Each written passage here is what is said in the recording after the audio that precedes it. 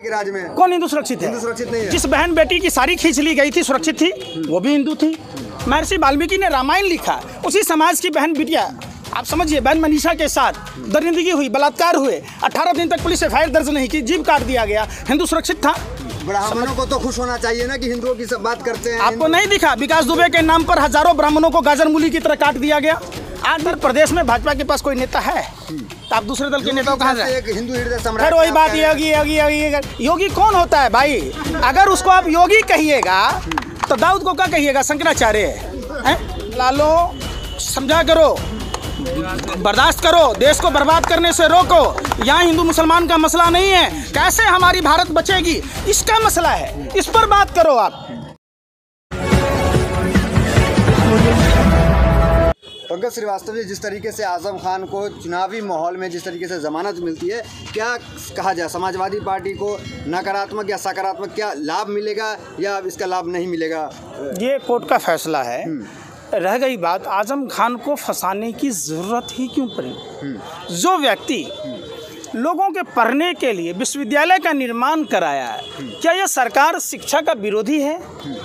आप लोग देखिए क्या है, आप लोग चंद टीआरपी के चक्कर में आप नारे तकबीर की बात करते हैं, जय श्री राम की बात कहते हैं, बात इसकी नहीं करते कि भारत मजबूत कैसे होगा, कैसे भारत के 135 करोड़ आबादी जो इस देश में रहती है, इस मुल्क में रहती है, जिसने गांधी पर भरोसा किया, जिसने अंबेडकर पर भरोसा किया, जिसने सरदार पटेल पर भरोसा किया, तमाम जो स्वतंत्रता सेनानी जो शहीद हुए, जिनकी कुर्बानियाँ यहाँ हिंदुस्तान के मिट्टी में, भारत की मिट्टी में, हिंदुस्तान के सभी जाति, सभी धर्म के लोगों के, सभी भाषा और प्रांत के लोगों के बाप दादाओं के, पुरखों की खून और पसीना शामिल है।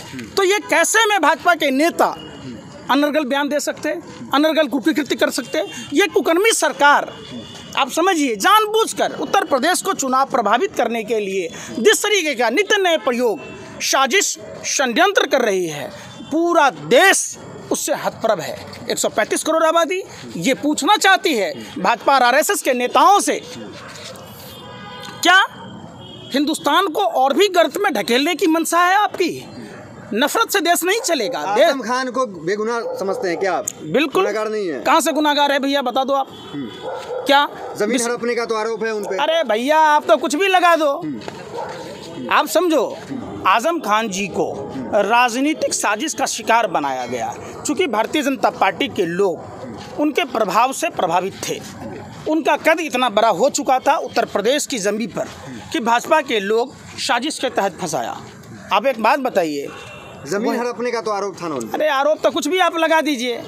आप पुलवामा की घटना हुई तो वो आरोप नज़र नहीं आता, मसूद अजहर को आप पाकिस्तान छोड़ने जाते तो वो उसमें नहीं कुछ बोलते, इस पर आरोप नहीं लगेगा। पठानकोट की हमला हुआ उस पर नहीं लगेगा, उरी पर नहीं लगेगा आरोप। आरोप के तो बहुत सारे, आप राफेल पर आरोप लग रहा था, राफेल की जांच नहीं करा रहे रंजन गोगोई, सुप्रीम कोर्ट के जज थे, उनको राज्यसभा का, क्या आप फ्रांस के लोगों को भी राज्यसभा में भेजेंगे?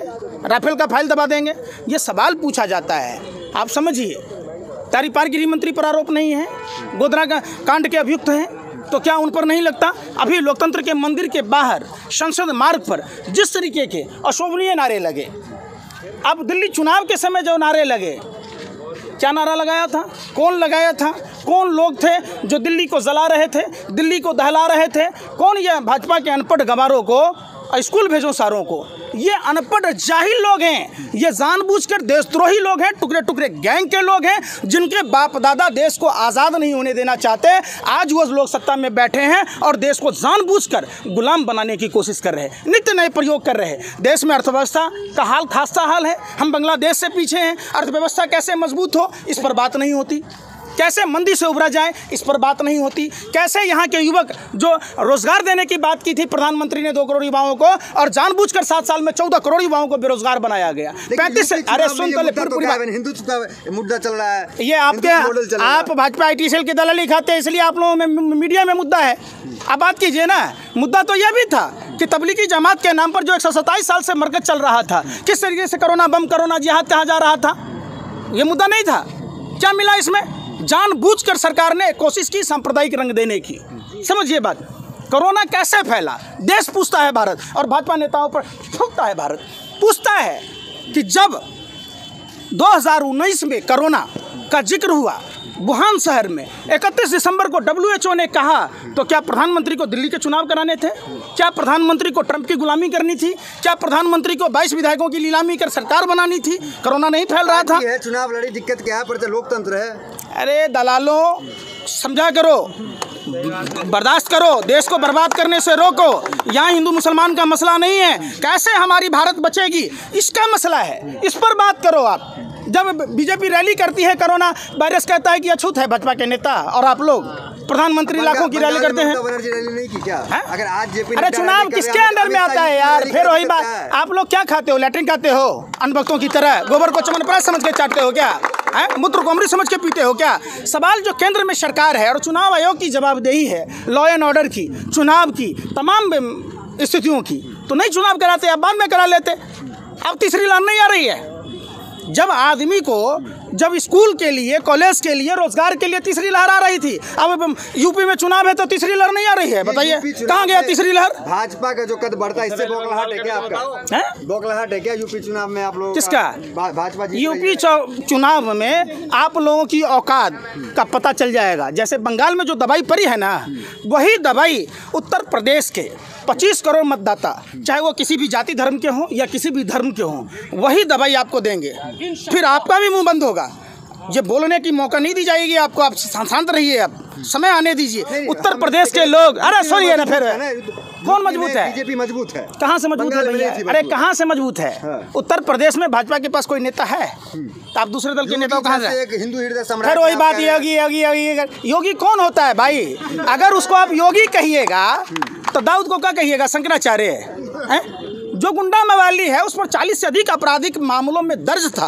आप समझिए, अपने मियाँ मिट्ठू हो गए, अपना अपराध साफ कर लिए तो आप कहते हैं योगी है। कहाँ से योगी है भैया? अरे फिर वही बात, अरे सुन तो लो यार। ब्राह्मणों को तो खुश होना चाहिए ना कि हिंदुओं की सब बात करते हैं। आपको नहीं दिखा विकास दुबे के नाम पर हजारों ब्राह्मणों को गाजर मूली की तरह काट दिया गया?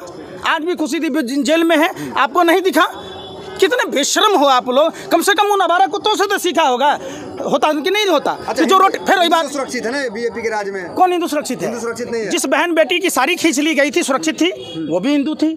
महर्षि वाल्मीकि ने रामायण लिखा, उसी समाज की बहन बिटिया, आप समझिए, बहन मनीषा के साथ दरिंदगी हुई, बलात्कार हुए, 18 दिन तक पुलिस FIR दर्ज नहीं की, जीभ काट दिया गया। हिंदू सुरक्षित था? दिल्ली के मंदिर में बलात्कार हुआ, पानी के लिए गई थी वो, तो क्या हिंदू सुरक्षित है?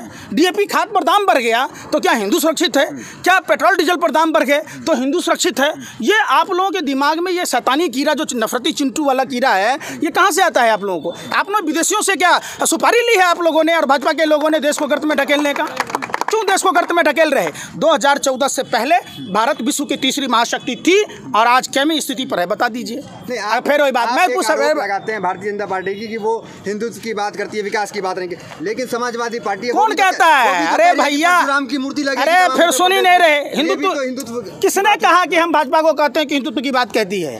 भाजपा न हिंदू की बात करती है, न मुसलमान की बात कहती है, न आगरे की बात करती है, न पिछड़े की बात करती है, न दलित की बात करती है। एक ही बात करती है, अपने गुरु गोवलकर की तरह 95% भारत के लोगों को गरीब बनाना उसके एजेंडे में है। इसके तहत भारत की हर एक संपत्तियों को बेचा जा रहा है।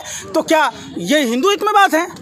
क्या एयरलाइंस अगर प्राइवेटाइजेशन हुआ, MTN और BSNL को डुबाया गया, रेलवे को डुबाया जा रहा, शेल को, वेल को, तमाम सरकारी उपक्रमों को डुबाया जा रहा, एक बात बताइए, तो आप काहे ने ऐसा कह देते हैं कि मुसलमानों को 2000 में सिलेंडर मिलेगा, हिंदुओं को 200 में मिलेगा? अगर देश के मुसलमान, महंगाई मुद्दा है ही नहीं यूपी चुनाव में, बीजेपी वाले तो कह रहे हैं महंगाई। अरे यूपी में महंगाई भी आपको इसलिए नहीं दिखता कि आप भाजपा की दलाली खाते, आपको दिनौदी रतौदी है, लोगों के पेट पालना मुश्किल है, भूखमरी की समस्या है। जिन लोगों के घर के बजट 2000 के राशन में होता था, आज 4 से 5000 में पूरे नहीं हो रहे। कमाई के साधन नहीं है, लोग अपना घर कैसे चला रहे, चूल्हा चौका कैसे चला रहे, गैस सिलेंडर नहीं भराया जा रहा, तो आपको नहीं दिख रहा? अच्छा, इतना आक्रोश है तो पिछली बार इतना जन समर्थन कैसे प्राप्त हुआ बीजेपी को? पिछली बार एक पंकज श्रीवास्तव के बोलने से क्या होगा?